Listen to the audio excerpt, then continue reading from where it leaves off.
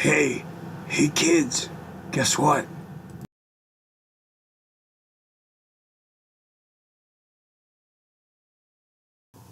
Well, I guess it's time I got off my lazy keister and got back to work on this RCA.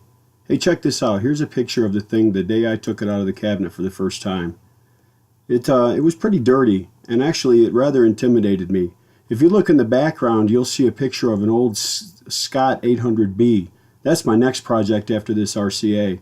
That's even more intimidating. That's even a more imposing chassis. It's going to be fun. I'll do a vid series on that one too. I hope I get better at making videos. You'll keep me up to date on what you think. Here's a peek at that whole RCA 811K tuning setup before I took it all apart. I had done some minimal cleaning with an acid brush and a vacuum cleaner, but that's about all I'd done at this point. I think even the dial face is still on there. Yep, it is. And it was pretty scary to look at. I mean, there's a lot going on there. But once I took it all apart, it's not too bad. And if you watch this video, the repair of the thing, the cleaning, the lubricating, and the small repairs I made are not too bad either. It's working out okay. It's going to be a nice setup, and it should be fairly easy to put back together.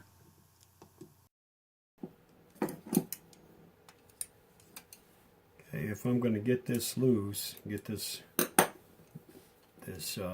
drive out of there, then the only way to do that really is to get this little hub off first. Let me see if it'll come loose with pliers, but usually a very small wrench is the way to go with these, but sometimes you get lucky. Nope. That one came loose.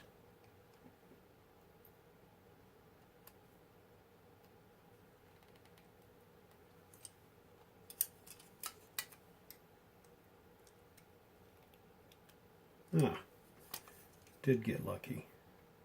Now let me be smart just in case.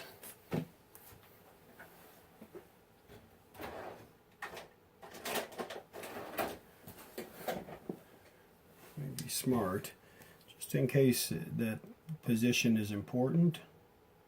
Let's mark the relative positions of all these things. Usually I'll forget about it, and when I'm cleaning I wind up cleaning it off, but I'll try not to do that. Alright, and usually the set screws will leave enough of an impression so that I know where it was, but it's still worth having a mark just in case. Look, yeah, so I like these little set screws that have a head on them like that I can grab with the wrench. As long as I don't strip it, that's great, because I can always get it off of there. But if I have one that uses an Allen wrench, those are often they strip inside and you're sort of screwed. Okay, so there's that gear. Okay, so now it looks like this assembly right here, the back end of this guy here, will come out now. So let me turn the screw and see.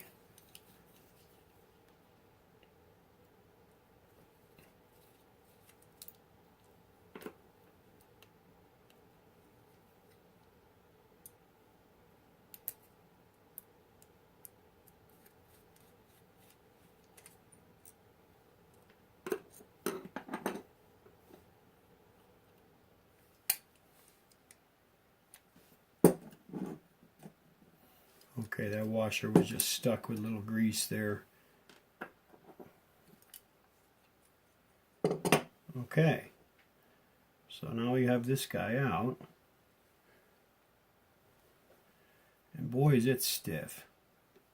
I thought it was a planetary drive, but it looks to me like it's just a straight through shaft. It's hard to be sure. I don't see any clip. I'm not sure how it's held in there. I could try lightly, just ever so lightly tapping it to see if that pops out. Maybe there's a ball holding it in, but first I want to clean it. Let me bag up these little parts. I don't need those finding their way to the floor monster. So the washer goes on there, will go on first, and then the gear will go on.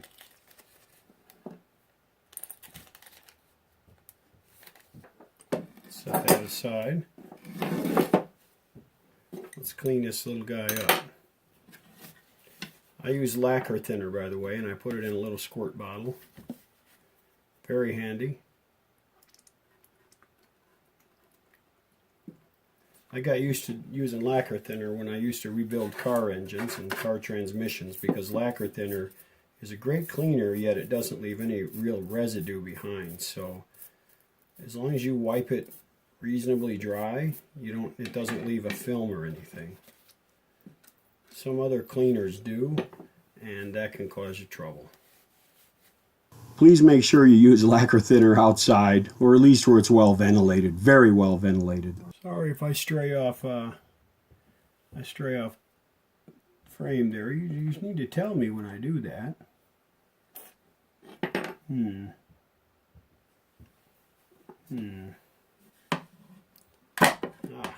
I was right. Okay, so it does work like a Philco one. So I'm going to work over the little tray here. Pop this out. So I pushed on it from the gear end, pushed it out, and I'm sure there's a little ball in there, and like a detent groove that it popped out with. There we go. If I look inside there, there's really nothing to see in there. So I think maybe these balls just snap into a groove. I'll look at that more closely in a second. I want to clean out this barrel first. Also, I really should have been wearing gloves while I was doing this. The truth is, all I had on hand were the cheap Harbor Freight vinyl gloves, and the lacquer thinner just disintegrates those. If you get yourself a good pair of gloves, some nitrile or something like that, and use those, your hands will thank you. Believe me.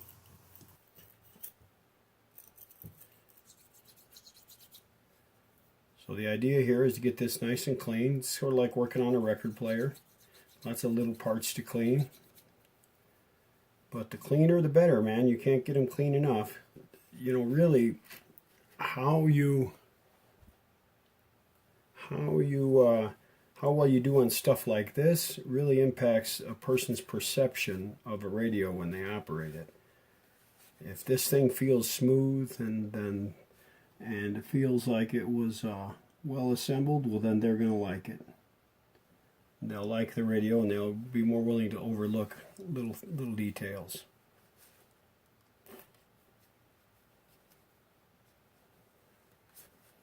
Yeah, this will be huge. This will make it feel a lot better. Okay, that part is as clean as it's going to get. Set that aside. All right, so here's the trick. Clean this and don't lose the ball bearings. Sounds easy.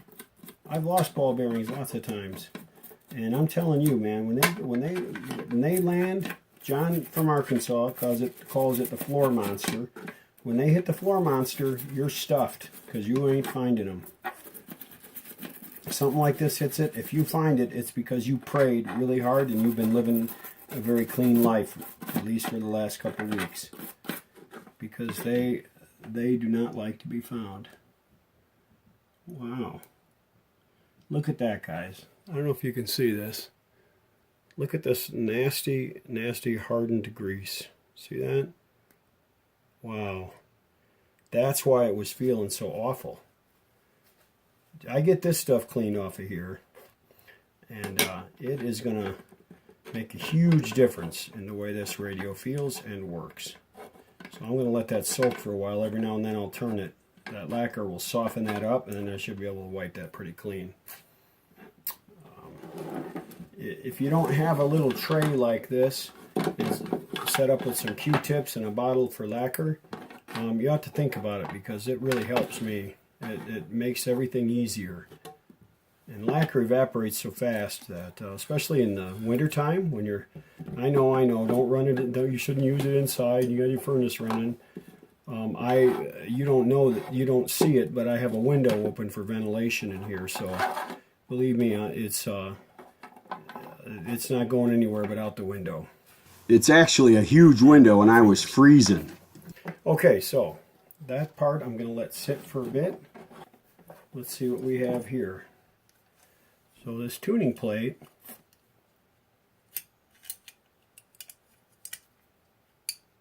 this piece here sits like so, and pivots here, and pivots across that arc there. And if this is all sticky with old nasty lubricant, then this is going to make the control feel kind of lousy too. And all right, that gear turns pretty freely, but it is the inside the gear teeth are all full of crap, and so it's a good thing too to get that cleaned out.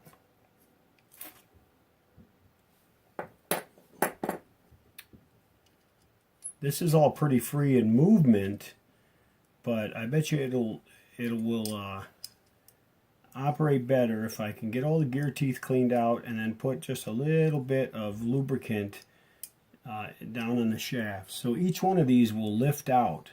And so what I'm going to do, let me show it to you, see if you can see it. If you look right here, there's a little circlip there. Little C-clip or circlip, or what do you want to call it. There's one on this gear, one on this gear, and one on this one. Each one of these, since these gears are not indexed, in other words, they're the same all the way around, they don't have to be set in there in a certain way relative to each other. Since they're not indexed, I don't have to worry about it. I can just take them out, clean them, and put them back. The key is to remember which one goes in which spot, so that's okay. I'm going to probably, I have the video to refer to, but if I didn't have the video, I would draw a little sketch and I would mark it and maybe number them as I go. But since I have the video, I'm not going to sweat it right now. Same thing with this guy here. There's a little clippy deal right there. I'll remove that. The key is not to lose it. And you're going to laugh at me, but I have lost these things before. So what I'll do is I'll take a towel and I kind of bundle the towel up, right? And then I bury my hand down in the towel and I work in there. I look through a hole in, kind of an opening in it, and I work in there. That way, if the thing goes ching and goes flying, it just hits the towel and lands in that spot. One of these things goes flying, you're not going to find this at Walmart this afternoon. So, you'll find something that'll work eventually, but it's going to eat your time and you don't need it. So, try not to let that happen. But what I'll do is I'll take it out, that way I can soak the gear, soak the plate in lacquer thinner, and then when I put it all back together, I'll use a little bit of sewing machine grease in there. That's the best grease I've found.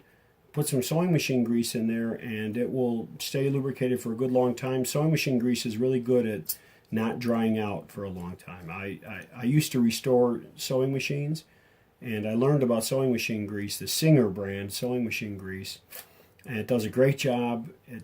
It's just the right viscosity so that even though it's grease, it'll flow into places a little bit better than like lithium grease will and stuff. And lithium grease dries out too fast for my taste. So, you put lithium grease in here, and a year from now it's sticky and dried out, and you got to replace it again. So I'll do that. I'll clean all these up. I'll resume the filming when I'm ready to assemble. Okay, I found out that this really is much more like the Philco ones than I thought, because I don't know why it didn't occur to me. When you look down in here, you can't see it because it's too dark, but trust me, at the bottom of this cylinder here, at the bottom of this little barrel, is another ball, and it is behind it, there's a little well that a spring sits in, just like the Philco knob shafts. So this works just like the Philco shaft, and I imagine that this, I don't know, I'm thinking, ooh, that's bad. That could be bad. Don't want that. I'm thinking that this is one of those, just like a Philco, that you push the knob in and it fine tunes, and I don't remember, I'll have to read the operating instructions that I have for this radio. You push the knob in to get fine tuning, and then you relax to get the coarse tuning. So I'll see, because I can't understand, that might just be that they did this so you could put the as a way to mount the shaft, as a way to give it a nice feel, but we'll see. So what I'm going to do is take the balls out, because I'll show you why in just a second, but take all 3 balls out. There's only 3 of them. Okay, I'm going to make sure I don't lose those. Then I'm going to, there's the little spring. I'm going to drive that out if I can.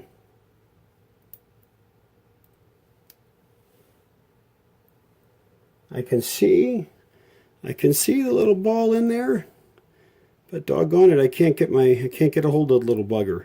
So it sits atop that spring that I mentioned. So let me pause it for a second. I'll get that ball loose. Well, that's buried in there in a bunch of really hardened grease, kind of like that grease that was on the outside of the shaft. And so that's hardened enough that I think the best thing for me to do is clean it first and then see what I got. I can see better how the situation is. Maybe it doesn't come out. Who knows? Maybe they pressed it in and they crimped it somehow or something. So I'm going to soak this in a jar of lacquer thinner. Now, I don't store this jar in the house when I'm not using it. You know, it's one thing to use lacquer thinner in a small bottle like this in the house, but I don't want to start having large quantities of fuel sitting around. And the truth is, I usually will take this outside unless I'm working with it. So tonight or this afternoon when I'm done working on the radio, I will put this out in my shop where it's quite well ventilated, in the garage part of my shop, so it's cold and well ventilated. And I have all of my solvents and so forth in a cabinet close to the floor, close to the door. And the door is a little bit leaky, so they're pretty well ventilated where they sit.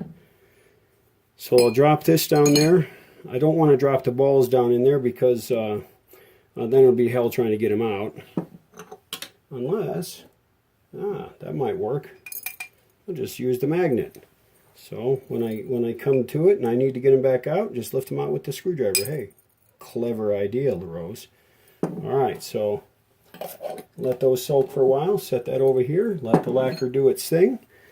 And now I'll go about taking apart these gears, removing the gears from this plate. That's going to be a trick all by itself. I'm going to get a towel and I'll get started on it. All right, let's try and get this first gear out of here.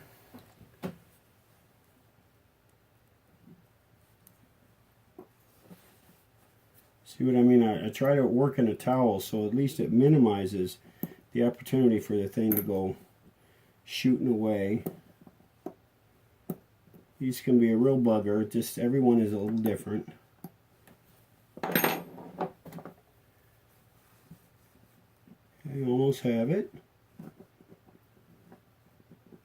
These, I'm telling you, man, these tweezer nose pliers from Xuron are the best things in the world. They enabled me to do so many things that I couldn't do before. Great tools, and they're inexpensive, and they're American made. It doesn't get any better than that. All right, so I removed that clip. I won't drop that in the jar because I won't be able to retrieve that with a magnet. It looks like it's made of brass. This gear, I think, is aluminum, so I'll soak that because I should be able to get a hold of it. Yeah. Oh, it looks like it's weird. It's got some iron in it, but it's not super magnetic. Anyway, I'll drop that in the thinner. So there's the clip, and then the gear. The gear looks symmetrical. So what I might do, if you'll look at this gear closely, I'm not sure if you can see it. If you look at this gear closely, you'll see that the wear is not centered. The wear is off-centered. So I see an opportunity here to improve the longevity of this radio by simply taking this gear and turning it over and allowing it to wear in a new spot that doesn't have any wear. I'll look at every gear and see if I can do that on other ones as well. Also note that there is a little, I don't know if that's a spacer that can lift up or if that's just a step that's cast into the metal. I'll take a closer look at it. It looks like it's part of this rivet deal. So this thing is riveted on here, so it's not going to come loose. I imagine that's not a washer. So I think I'll leave this assembled, the rest of this assembled. There's really nothing to get to that I can clean and lubricate or anything, and the less I take apart, the better. So into the jar of lacquer thinner, this guy will go, as will the gear that went with it. So let me take a look here. I don't know, that kind of looks like a washer, but no, it's not. It may be something that's pressed on, but it's not coming loose, so I'll just drop this in it the way it is, and I'll drop the gear in as well. It's funny, there's not a lot of wear on this gear anyway. You see me getting up close with my eyeball. It's because I'm nearly blind in my left eye, and not because it can't see light, but because the cornea is such that I'm unable to focus on anything. I can't change focus with it. So all I can do, it's crystal clear like a jeweler's loop when I look at it up close like this. But other than that, my left eye is useless. But it's really handy for doing this kind of work. So I have trouble wearing it. I have to wear contact lenses. I have trouble putting a contact lens in that eye anyway. So, well, I'm making the best of my situation. All right, so we'll drop that in the lacquer thinner, and it goes. I will put the little C-clip in a baggie. You'll notice that I always baggie things right away because I will forget where the hell it is if I don't bag it up right away. All right, that baggie will become the baggie for that whole lever arrangement once it's done soaking. Let's take a look at this guy. Same deal. We're going to have a little clip to remove.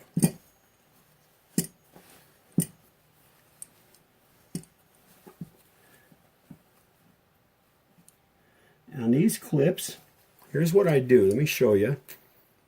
The right way to do these is you don't try to get inside there, at least for me, is I get my pliers right here, and I try not to let them slip, and I just push directly that way, because they're more or less a slotted clip, and it spreads just far enough apart to get on the slot of this thing, and it's almost a straight slot. So if you push, it'll spread enough to come off, but you have to be gentle with it and be careful.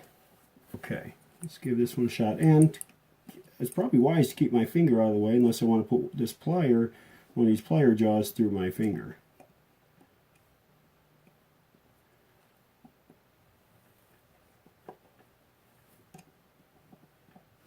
Once it starts to move, then it doesn't want to rotate, so that's good. It means that that's how one of the ways you know it's moved a little bit. So you can see it spread apart. I wonder if just pushing on it endwise would do it too. Probably would. So when I say that, what I mean is take a screwdriver. Yeah, that's working too. Once you get it to break loose a little bit, then I take a tiny jeweler's screwdriver and get in the opening that I created and pry it the rest of the way. That way it doesn't fly away. Okay, one clippy thing removed. Okay, so now I am going to store these because I don't want to put them all in the jar at the same time. So each little wheel is going to have a clippy thing in it. Since I know where the one with the cam is, I'm going to number them so I can put them in the right order. So number 1 is at the bottom. Terrific. Get some more bags. I have a million bags around. You know, when you order enough junk from places, they send everything to you in little plastic Ziploc bags. Ziploc has become sort of the standard bag now, which I love because that enables me to reuse them. It's a great way to avoid throwing things away too. All right, so next one, we'll take this, and this is, I imagine they'll go on a little easier than they come off because a lot of that nasty grease will be taken out. So screwdriver right across the jaw opening of the clip, push it a little bit. It spreads the clip. Spreads the clip. You can get on it then. You have to go far enough to create that little gap on the other side so you can get a screwdriver in there and pry it out.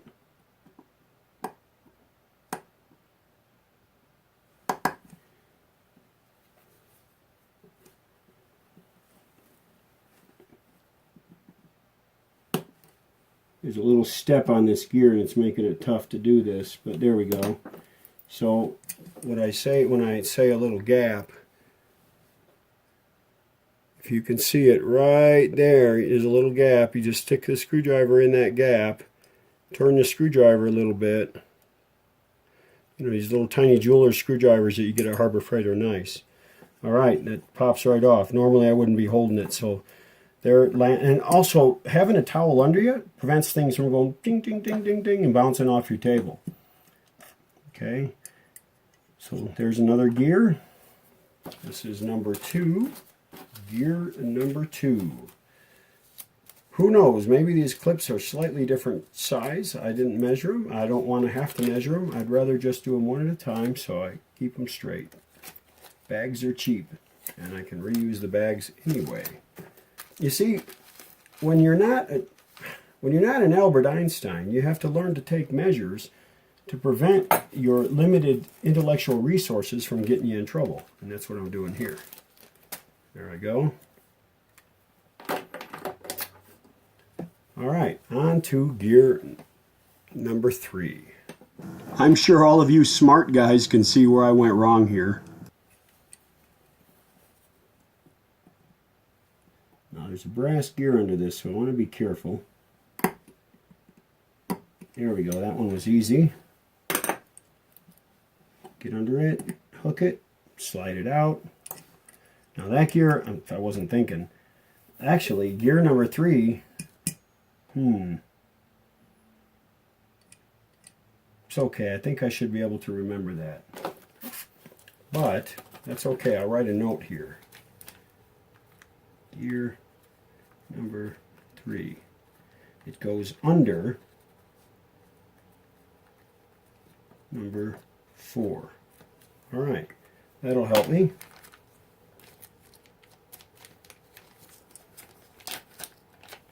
Goes under. I write notes to myself all the time. It's the only way I can remember stuff. Okay, and this will be gear number 4. All right, so let's take this clippy deal off of this one, and then we'll be done with the clippy deals. They're actually pretty nice clips. I've seen a hell of a lot worse than these. RCA typically used nice quality parts. They put things together in a smart way, and they gave you plenty of documentation. RCAs are really nice to work on. Try working on an Etna or something like that where there's nothing. You know, there's nothing to be found. Okay, here it is. Clippy deal. Okay, gear number 4 lifts right off of there. How beautiful is that? Okay, gear number 4 and its clippy deal will go in this bag. This bag to remain sealed until I'm ready to clean gear number 4. Gear number 3 now can be lifted off. Gear number 3 will go in the bag with its clippy deal, and it will be sealed until such time that I am ready to clean it and put it back together. Okay, so all of these now you're going to see, let's see, oh I guess I don't have one. So I would normally put these all in one big bag so that I can keep them together as a kit. I'm an engineer, and I've spent the last decade or so of my career doing what's called maintenance planning, and that is, creating preventive maintenance tasks and planning them out for maintenance departments, in a manufacturing environment, and also writing those preventive maintenance tasks and doing the research for those and all that. And a lot of what I have to do is make sure that their equipment is kitted. It's all together in one place, so when they go to the job and they get ready to go to the job, all this stuff, the parts, the tools, the instructions, everything is all in one spot. So all they have to do is grab it and go. So I'm really used to putting everything like, in a manufacturing environment, you put them in plastic totes. If it's big, you put them on a pallet, and then they're ready to go. Well, this, I put them in a baggie, but it's the same idea. Here's the plate. There's nothing to this plate. I'm just going to clean it up. These are all a little sticky. These little shafts that the gears ride on. Pretty simple arrangement. I'm really pleased. So I'll get that done. I'll get these cleaned, when I clean that tuning shaft, that tuning barrel, I will show you what I find there, and we'll go through that process together. We'll finish up the tuning drive in the next episode. Meanwhile, take a look at this 1949 United Motor Services car radio. United Motor Services was Delco. This radio belongs to a 1949 Cadillac. Now, I didn't completely restore this radio, but I did do a lot of repairs. I included a total recap, replaced the vibrator with a solid state unit, replaced a lot of wiring, and repaired the tuning drive and the speaker.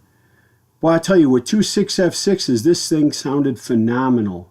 The owner was thrilled, and to be honest with you, so was I. I kind of like to have one of these now. I powered this up with my Tenma DC power supply, and it worked really well. I had a lot of fun doing this radio, and I really enjoy doing car radios in general. I've done some Volkswagen car radios and a Ford, an old Ford from about a 50 Ford.